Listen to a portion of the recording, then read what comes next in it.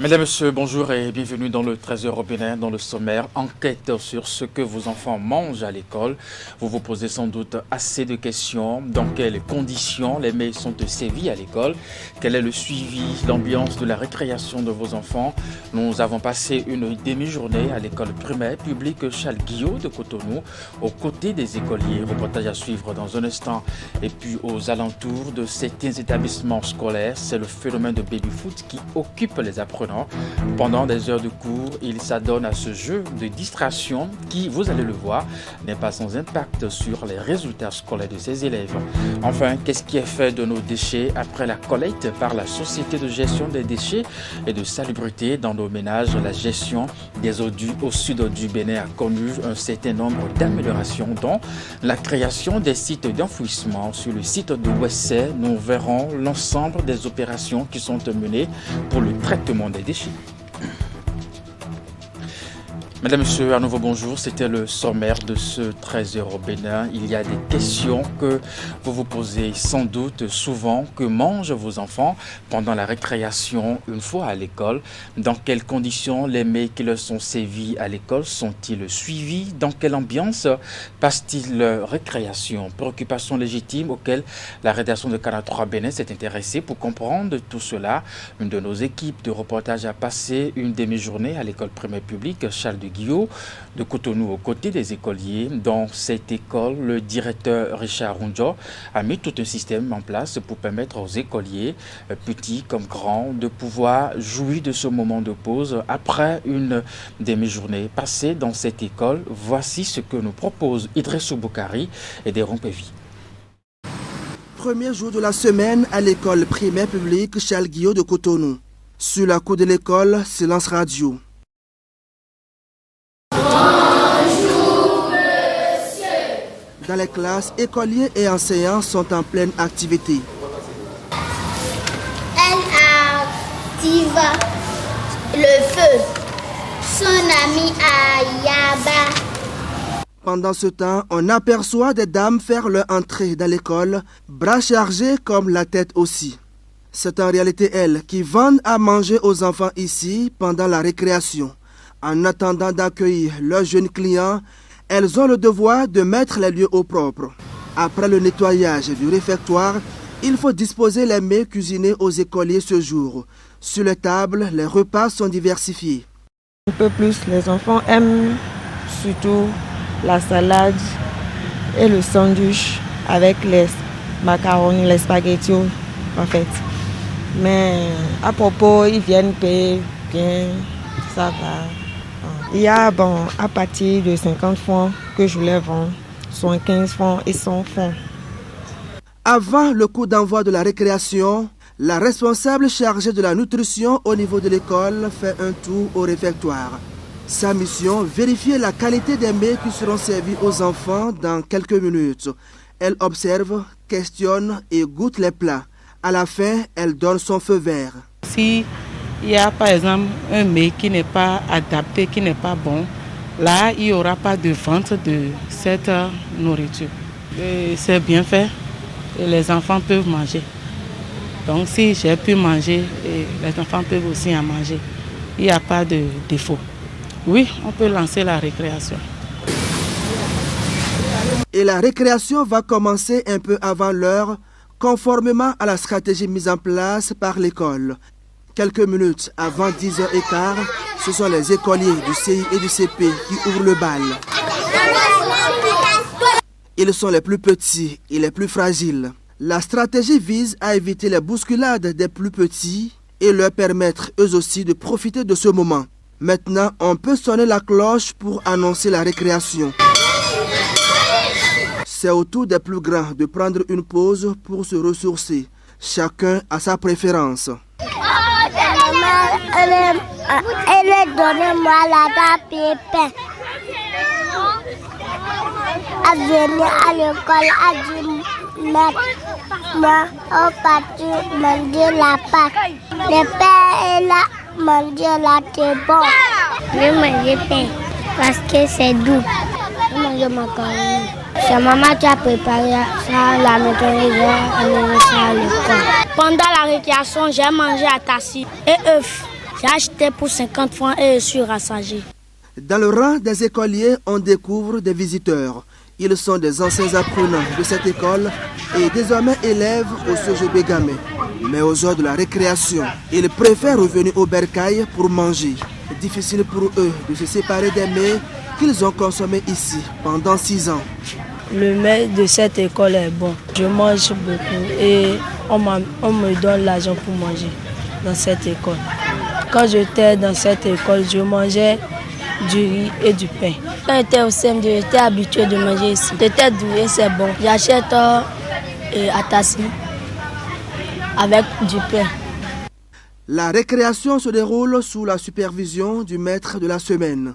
Isolé et discret, il suit les mouvements de chacun et interpelle ceux qui s'adonnent aux jeux brutaux. Tout est bien organisé par ici. Le directeur profite bien de ce système qu'il a mis en place et qui lui évite des situations difficiles à gérer.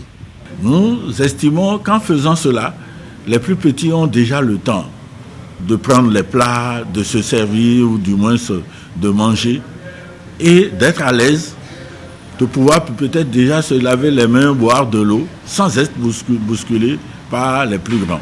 Souvent, nous constatons qu'il y a ces bousculades autour des mets et par conséquent, ce n'est pas un bon spectacle, surtout que dans cette bousculade où cette manière de faire, les enfants peuvent être lésés. Certains peuvent ne pas pouvoir être bien servis ou ne pas pouvoir bien manger. Et donc, notre stratégie consiste à mettre tous les enfants à l'aise pendant la récréation. À 10h30, la cloche sonne une seconde fois et c'est le retour des écoliers en classe. Abdul Moukabi et ses camarades regagnent eux aussi leur collège en attendant de revenir sans doute le lendemain. En moins de 30 minutes donc, tous les enfants ont été servis et les cours peuvent se poursuivre. La récréation à l'école primaire publique Charles Guillot de Cotonou, c'est aussi un moment d'expression de solidarité et de partage. Et puis avant de manger pendant la récréation, il faut justement aller à l'école. Ce n'est pas le cas de ces écoliers. Dans ce reportage que vous allez suivre, les apprenants du CP de l'école primaire publique d'Adiagbo, groupe A, sont abandonnés par leur instituteur depuis 2 mois. Ces écoliers n'ont pas véritablement connu la rentrée, pendant que dans d'autres écoles, on connaît déjà les résultats des premières compositions. Malgré les alertes de l'association des parents d'élèves, la situation n'a pas changé. Les dessous d'une telle situation vous sont dévoilés dans ce reportage. La rentrée scolaire 2021-2022 n'aura duré que quelques jours pour les apprenants de l'école primaire publique d'Adiagbo, groupe A, dans la commune d'Abomey-Calavi. Après l'affectation de leur maître au démarrage de l'année, la classe de ces écoliers a été tout simplement fermée et eux sont contraints de rester à la maison depuis 2 mois. 2 mois que ces enfants n'ont plus franchi le portail de leur école, comme leurs camarades qui jubilent à la vue de notre caméra, alors que le calendrier scolaire suit son cours normal pour les autres apprenants. Patiente et compréhensive au départ, l'association des parents d'élèves est à bout de souffle et rompt le silence. Nous, on est président ici, c'est la tête des enfants là qui nous dirige aussi. Quand il y a un enfant qui reste à la maison en ces temps-là, qui n'apprend rien là, ça nous dérange. L'enfant qui vient à l'école, on dit l'école appartient à l'État. Et l'État dit que tout le monde doit aller à l'école. Et on vient, ne trouve pas mettre. La directrice de l'école que nous avons rencontrée sur place nous a dissimulé son identité en nous faisant croire qu'elle n'est pas la première responsable de l'école. Une façon pour elle de cacher le mal qui commence à durer et surtout inquiéter les parents de plus de 50 enfants que l'école a condamnés à rester à la maison. Non loin de l'école, nous sommes chez le chef quartier d'Adiagbo qui suit bien le dossier. Malgré les démarches et plaidoyers, le cours préparatoire de l'EPP Adiagbo Groupe A reste toujours fermé pour une durée indéterminée. Nous nous sommes adressés aux responsables de l'école pour qu'ils remontent la situation au niveau de la direction départementale de l'enseignement primaire. Notre doléance est claire, qu'on nous aide à avoir un enseignant.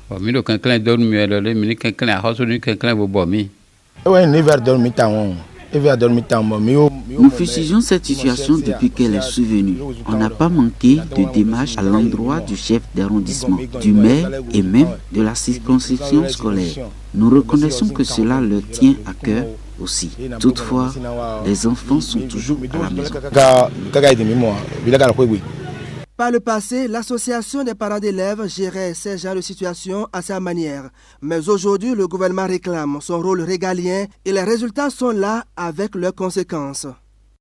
On causait un peu avec les enfants là pour prendre un maître. Bon, maintenant l'État a refusé de ne rien prendre chez quelqu'un.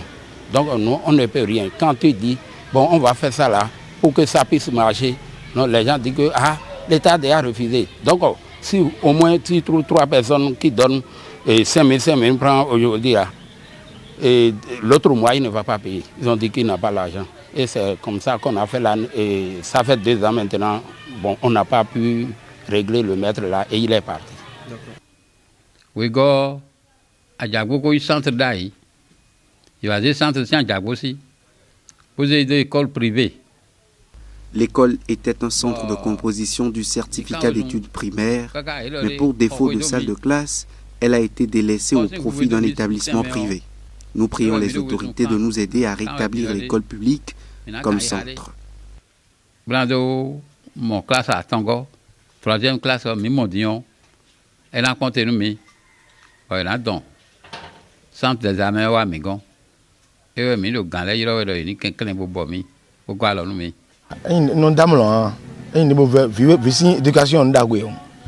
Cette situation me préoccupe au point où elle me donne de l'insomnie, puisque nous parlons d'un groupe pédagogique sensible, la classe de CP.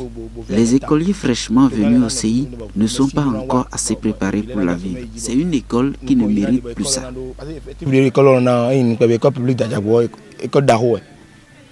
À quand donc une solution pour ces enfants qui ne demandent qu'un encadreur afin de jouir pleinement de leur droit à l'éducation?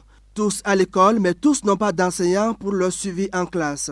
La réaction du gouvernement est attendue, mais en attendant, plus de 50 écoliers se déconnectent progressivement des réalités de l'école en pleine année scolaire. Et puis à l'université d'Abomey-Calavi, le département des lettres, langues, arts et communication a célébré 11 enseignants, chercheurs qui ont déjà admis leur droit à la retraite. C'est à l'occasion du colloque sur le trentenaire des conférences nationales en Afrique. C'était une ambiance plutôt singulière qui a prévalu dans l'amphithéâtre Idriss Déby. Les détails avec Tidi Goudalo. 11 enseignants-chercheurs de la faculté des lettres, langues, arts et communication de l'université d'Abomey-Calavi sont ici célébrés pour service rendu. Ils repartent avec un tableau portrait, un acte de reconnaissance et tous les honneurs dus à leur rang. Oui, il s'agit ici de la célébration de l'excellence à l'absolu, de la performance. Je parle aussi de joie, car je revois de vénérables visages d'aînés qui, bien avant moi, ont apporté leur pierre ô combien précieuse à l'édification de cette belle entité qu'a été l'ESFlash. En initiant ces hommages à leurs formateurs admis à faire valoir leur droit à une pension de retraite, les collègues du département des lettres modernes posent un acte important d'accomplissement d'un devoir de reconnaissance. Oui, c'est un acte de gratitude envers leurs aînés, entre les mains expertes de qui sont passées des générations et des générations d'étudiants du Bénin et d'ailleurs. Ces anciens ont contribué à fournir au Bénin et à l'Afrique des cadres pétris de savoir-faire dans différents domaines de la vie. C'est une célébration qui intervient à l'occasion du colloque sur le trentenaire des conférences nationales en Afrique. Plusieurs de leurs anciens étudiants et même le corps enseignant de la FLAC ont également témoigné leur gratitude aux heureux récipiendaires. Chers célèbres professeurs, soyez heureux et soyez fiers de votre œuvre. En effet, par votre rigueur, votre professionnalisme et votre fermeté, par la qualité des cours que nous recevions de vous, par la fiabilité et la sincérité des résultats en fin d'année auxquels vous attachez du prix. Vous avez contribué à donner toutes ces lettres de noblesse à notre département. Certains croiront peut-être que moi qui parle, que je n'ai pas été leur étudiant. Mais bien sûr, je suis passé par leurs mains. Et si aujourd'hui il y a quelque chose que vous appréciez peut-être positivement en moi, eh bien c'est peut-être à eux que je le dois. La faculté des lettres, langues, arts et communication de l'université d'Abomey-Calavi démontre ainsi son attention à l'endroit des enseignants qui ont contribué à l'éclosion de l'entité. Un ouvrage est d'ailleurs lancé en leur honneur au fait d'immortaliser leurs différentes œuvres au profit de la communauté universitaire. Et puis direction Parakou à présent, où le phénomène de baby-foot gagne de plus en plus les alentours de certains établissements. Justement, il faut le dire, des apprenants pendant des heures de cours. Ça donne à ce jeu de distraction. La situation n'est pas sans impact, sans conséquence sur les résultats scolaires de ces élèves. Reportage. Il est 11h05 ce mercredi 17 novembre 2021. Nous sommes dans les encablures du lycée Mathieu Bouquet de Parakou. Ces bruits sont ceux d'une partie de baby-foot à laquelle s'adonnent les élèves, y compris même des élèves filles. Je vais jouer souvent après le cours lorsque je n'ai pas de cours. Et c'est souvent à quelle heure? Quand même, on sort de 10h, on peut venir jouer pour quelques temps. Et le soir aussi? Non, pas encore.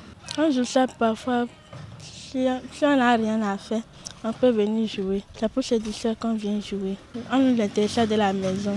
Des apprenants dans des centres de jeux de baby-foot et de PlayStation, le phénomène n'est pas étranger à l'administration du lycée Mathieu Bouquet. Oui, c'est vrai, je ne dirais même pas que c'est seulement la sortie des classes. Il y en a qui abandonnent les classes pour aller jouer, ce qui n'est pas normal. Il y en a qui laissent les cours carrément. Il a cours de 10h à midi par exemple, il quitte les cours et il va jouer parce qu'il est passionné par le jeu. Ce n'est pas normal. La conséquence de cette situation est qu'elle impacte négativement sur les performances scolaires de ses apprenants. Naturellement, un élève qui ne va pas en classe et qui laisse les cours pour aller jouer, d'office, si il y a une interrogation, il a 0. Il ne peut pas comprendre comme celui qui est au cours. C'est plus que normal que ça influence ses performances scolaires. Ça nous appelle des fois d'apprendre, parce qu'on n'arrive pas à apprendre des fois. Tu es en quelle classe? Je fais la 5e. Oui, j'ai envie de rester ça pour apprendre, parce que la semaine prochaine, on a les devoirs. En tout cas, du côté de l'administration, l'on rassure de ce que les dispositions seront prises pour corriger le tir. Ça va se régler, ce qui est sûr, on n'a pas la force de police pour aller tout de suite saisir ou bien fermer ces centres de jeu. Mais on va faire la démarche vers eux pour leur dire de quand même voir et d'arrêter, en tout cas, d'avoir un comportement responsable. C'est vrai, oui, les promoteurs, je parle des promoteurs parce qu'ils veulent bien gagner de l'argent. Et ces jeux-là qu'ils installent, c'est pour les enfants qu'ils le font, mais pas aux heures de cours. On ne fera que la démarche, mais quand ça ne va pas porter, on va être obligé alors de faire aussi une démarche à l'endroit de la police républicaine pour leur montrer la gravité de l'installation de ces centres de jeux-là autour des collèges. Il faut dire que le développement des centres de jeux aux alentours des établissements scolaires à Parakou ne s'observe pas seulement au lycée Mathieu Bouquet. Plusieurs autres collèges, aussi bien du public que du privé, sont concernés par ce phénomène qui n'est pas sans impacter les résultats scolaires. Et c'était un reportage de Jacques Tegbé. Socrate a tant donné Une cérémonie de remise officielle d'équipements médicaux s'est déroulée ce mardi à l'hôtel de ville de Comé, dans le département du Mono. Le don est l'œuvre de la Fondation Malta Cross International avec le soutien de l'opérateur économique Charles Gaillon, destiné aux formations sanitaires des communes de Comé, de Grand Popo et d'Atiémé. Ce don est composé entre autres de lits d'hôpitaux, de matelas, de fauteuils roulants et de tables d'accouchement. Le point de la cérémonie avec Geoffroy Messan, Florent Dehoux.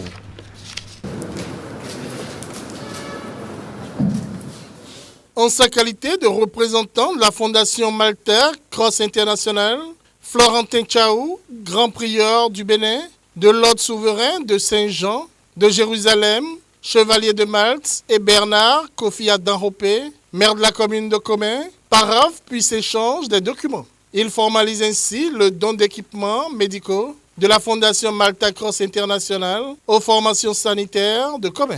L'acte a eu lieu dans l'après-midi de ce mardi 23 novembre 2021 dans la principale salle de conférence de l'hôtel de ville de Comé. Au nom du ministre des Affaires étrangères et de la coopération, je voudrais vous dire merci, monsieur l'ambassadeur. Merci pour cette manifestation de solidarité internationale. Monsieur l'ambassadeur, en effet, il y a quelques mois, vous étiez en visite de travail dans nos locaux. À cette occasion, nous avions exprimé des besoins dans plusieurs domaines, en l'occurrence celui de la santé. Votre présence parmi nous cet après-midi témoigne de ce que vous n'êtes pas resté insensible à notre cri de détresse.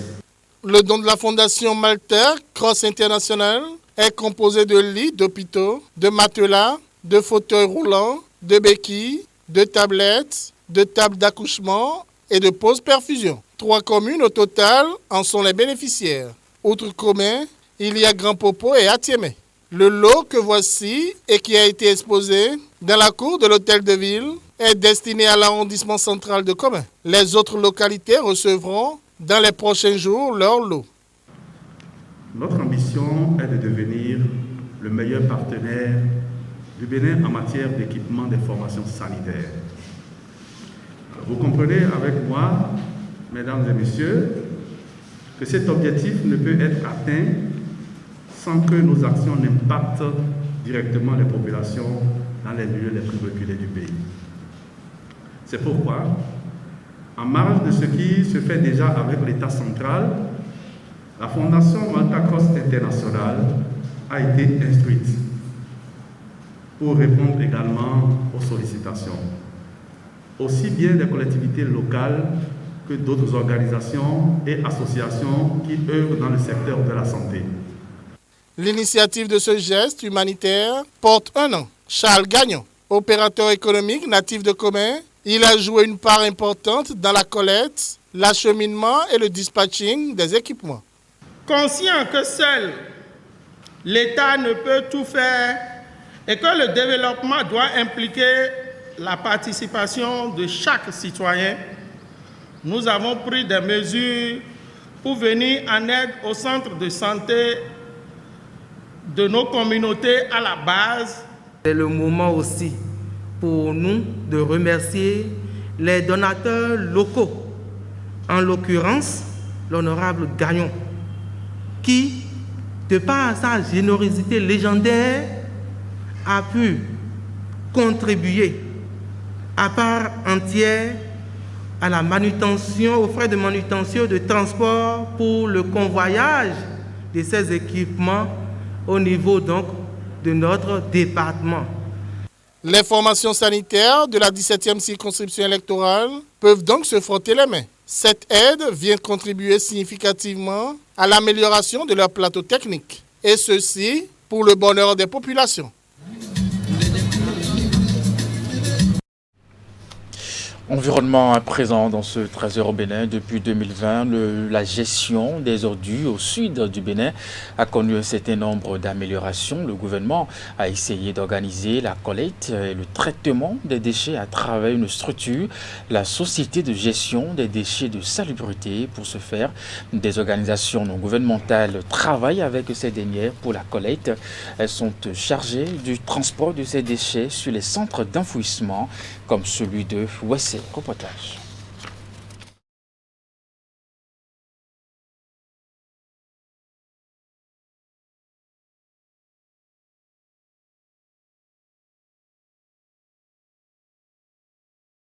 On va certainement conclure ce trésor au Bénin dans l'espoir de retrouver ce reportage dans nos prochaines... La Société de gestion des déchets et de la salubrité, comme d'autres, va ainsi pour déverser son contenu au point d'enfouissement.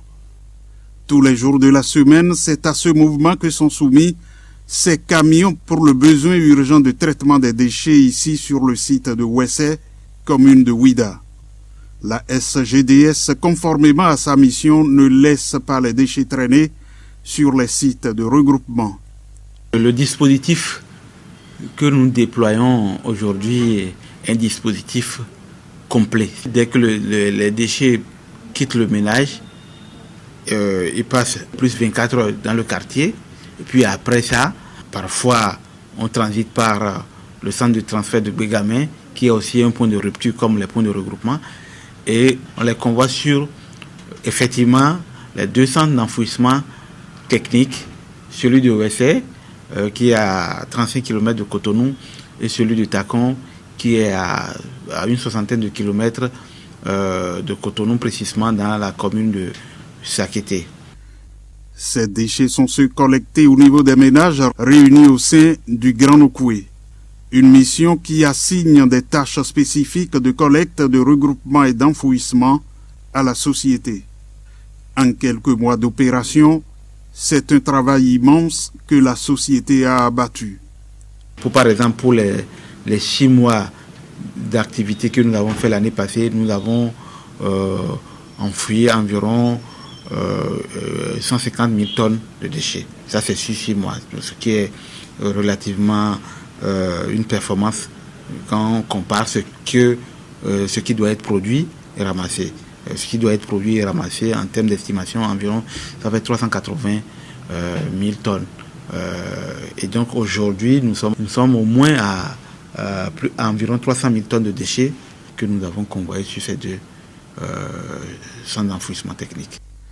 Nous n'aurons pas droit à l'opération même d'enfouissement. Ici, au pesage-péage, les camions transportant des déchets passent un certain nombre de contrôles avant. Ensuite, ils se dirigent sur les lieux mêmes où se fait le traitement. Nous avons deux types de camions qui viennent à Wessé. Les camions de 15 mètres cubes et des camions à 30 mètres cubes. Une fois ces camions arrivés à Wessé, et ils présentent les bons de déversement aux responsables pesés, qui précisent le nom du chauffeur, l'immatriculation, la provenance de ces déchets. Et on prend le camion chargé. Il va pour déverser, il revient. On prend également le poids vide du camion pour pouvoir avoir le poids net du déchet transporté. Lorsque les déchets arrivent là-bas, nous avons un opérateur qui nous appuie pour mener les opérations d'enfouissement. C'est une opération assez technique, assez minutieuse, qui permet d'enfouir de manière vraiment technique et respectueuse de l'environnement ces déchets. Il déverse ces déchets. Il y a des engins qui sont là pour entasser, pour compacter. À Wessé, dans la commune de Ouida, des maisons ne sont pas trop loin du site d'enfouissement. La SGDS veille donc au grain et fait de son mieux. De façon trimestrielle, la SGDS fait l'analyse de l'eau.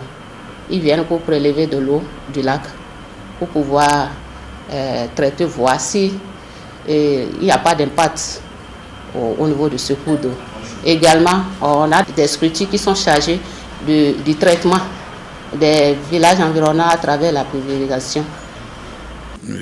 Et pour ces gens d'infrastructures, on ne les construit jamais si une étude d'impact environnemental et social n'a pas été respectée. Et pour je crois également pour Takon, il y a eu même, on est allé jusqu'à une audience publique. Ces infrastructures ont été construites en respect des normes environnementales et sociales.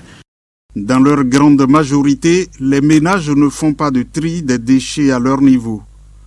Une tâche que s'assigne désormais la SGDS, en croit son directeur général, qui explique qu'à la fin de cette année, il est prévu 20 unités de tri, ce qui permettra à la société de récupérer 70 000 mètres cubes de matière fine et 1200 tonnes de récupérable. Un reportage de Asion Kayan Siongbon, Elvis Tonocoin, que nous avons rattrapé entre-temps.